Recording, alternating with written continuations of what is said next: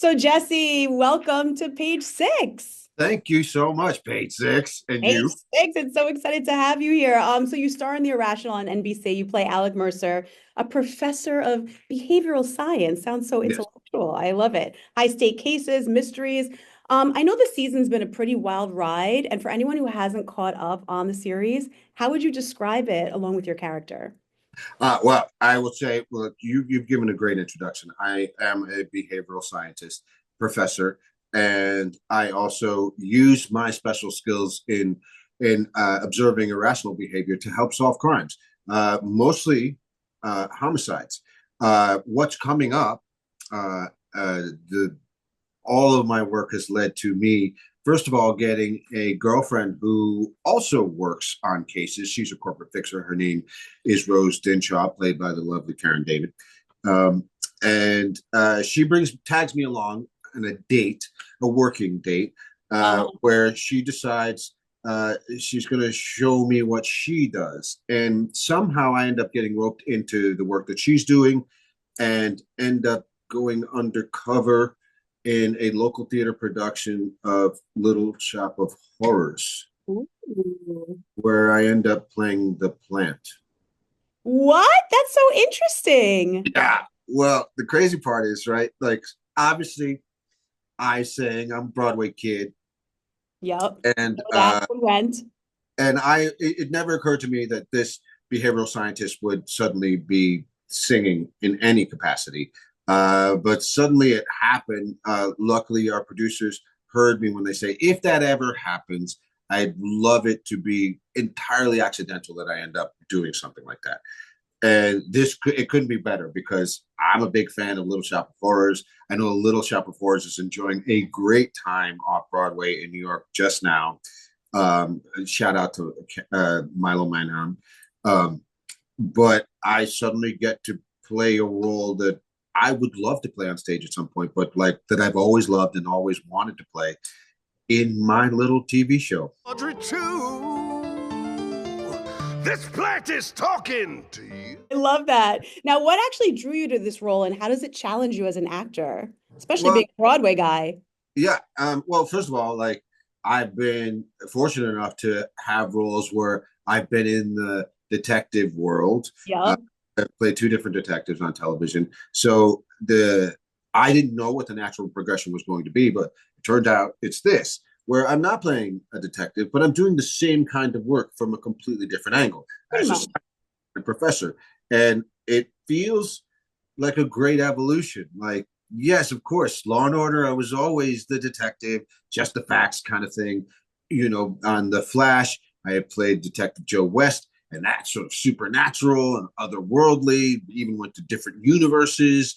And this one's totally on the ground, and I'm a professor most days, a big brother some days, a boyfriend some days.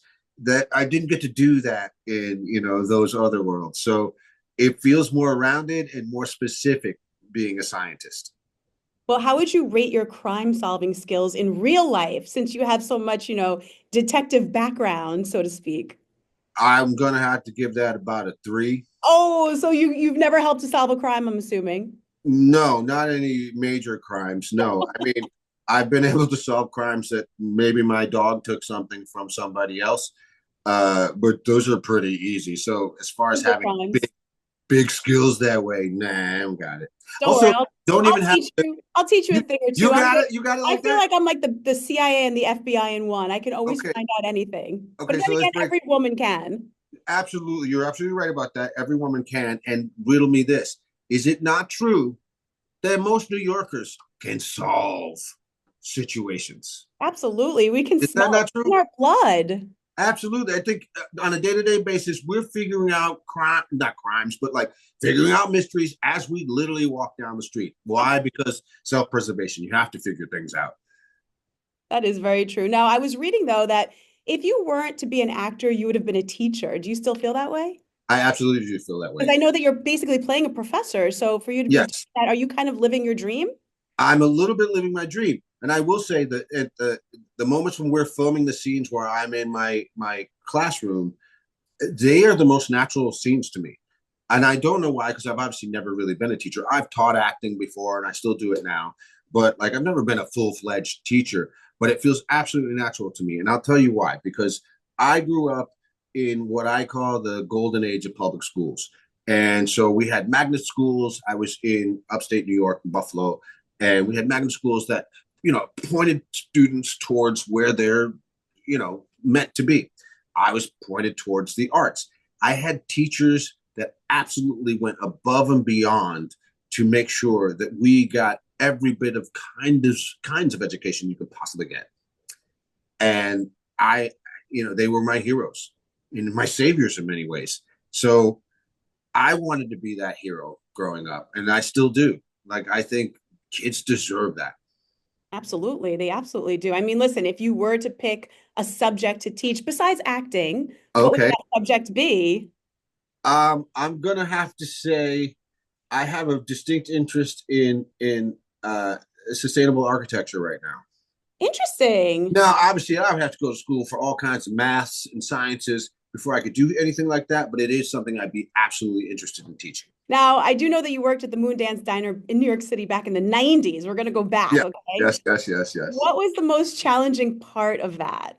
The pace at which you had to work. It Okay. wasn't a big space. It looked like a rail car, but the turnover on each table was so fast. So you had to literally just run up and down that little car back and forth. That's true with almost every restaurant, but this one's was small. It's not there anymore. But yeah, it was the turnover, like moving that fast because it's a diner. It's not like it's not fine dining. You're sitting there for hours. People are literally there for 20 minutes, 25 minutes, and it's New York, so they want to leave. They're like, let's go, give me my check. We've got to go. You got to Yep. clean the table, get the next person in there, get the food to them, and get them out. Yep. So Get out and done. it was the pace. It was literally the pace. Oftentimes, also, I would leave there to go to an audition, and I would smell like restaurant. Oh my goodness. Do you think that that might have deterred people from bringing you on board, or did it help? Well, at one point it helped at least because I was auditioning for a show back in the day that it was actually a Dick Wolf show called New York Undercover. If you're my age, you Of course. remember. No, I remember that show. But I auditioned for that show right after working a shift at the Moondance Diner and ended up getting the part. So maybe they liked the way I smelled. You smelled like fries and burgers. Got the I part. actually smelled like cinnamon coffee. That was a big deal. So now, speaking of New York, you have any real New York moments that you can share that just stand out to you?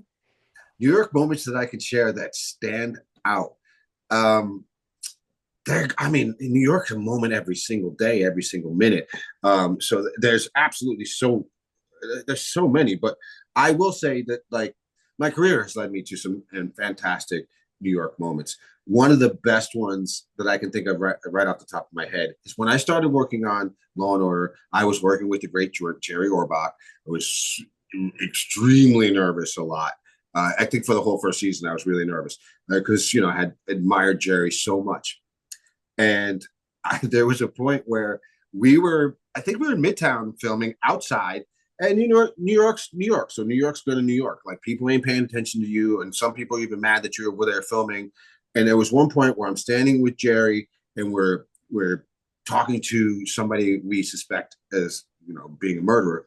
Ooh. A New Yorker literally just walked in the middle of the scene, and I thought that meant we were going to cut and start over. But Jerry didn't stop. He kept talking, and I realized he kept talking, and so I just continued myself. And I was like, "Oh wow! So we really just let New York be New York. We still gonna keep going." Did they keep that part in? Please tell me they kept it.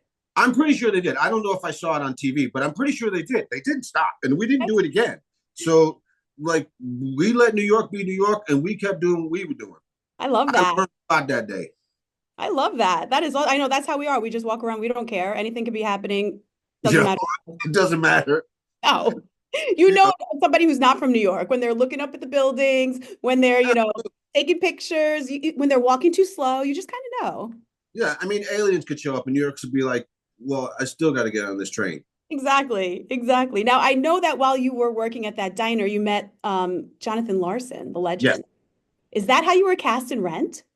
No, Because we didn't even remember each other by the time we got to the rent casting process. Oh, Because I think it was like maybe 2 years after I had worked at the Moondance. And also, I got to be clear, I probably worked at the Moondance for less than a month because I got that really? New York undercover.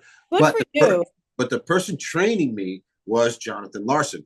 One of the things I absolutely remember about meeting him was he at first asked me what I do. And, I'm a young actor, trying to make my way in New York City.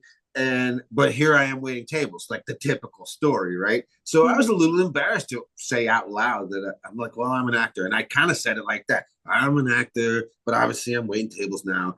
And he very matter of factly goes, well, you should be more proud of what you do. And I was like, well, damn, okay. And then I very matter of factly asked him what he does. And he's like, I'm a composer. And he just walked off with like about 8 plates on his arms. Cut to like a couple years later, I am in my first week of rehearsal for Rent. Obviously, I'd gotten the part at that point. And there was a point when we were rehearsing, and of course, Jonathan Larson was at every rehearsal. But at this point, I think he was running late or was doing something else in another room. And I smelled that cinnamon coffee coming through the door What? before I saw Jonathan. And I was like, Got this signature thing over there, the cinnamon coffee? yeah, anybody who ever went to the Moondance or even worked there knew that that's how they made their coffee. They put That's cinnamon. insane. I love it. It was actually really good. But you smelled it. You smelled it. So I smelled that and I was like, that is really familiar. And then Jonathan walked in and he was carrying a pair of Converse, really dirty Converse. And I remember him wearing those in Moondance. And of course, he had, the obvious, which is a Moondance Diner t-shirt on. Because at that point, he still worked there when we started Rent. And I was like, oh my God, that's how we know. Because we've been trying to figure out how we knew each other. And I was like, that's how we know each other. You trained me at Moondance. He's like, how could I forget that? What a small world. Small world. This is why you got to be nice to everybody. That led to one of the best creative experiences I could have ever had in my life. Do people still recognize you on the street from Rent? Do they come up, ask you to sing to them? Absolutely. And you could usually tell. Like, if it's little kids coming up to me or they look dumbfounded, that's usually kids who watch Flash.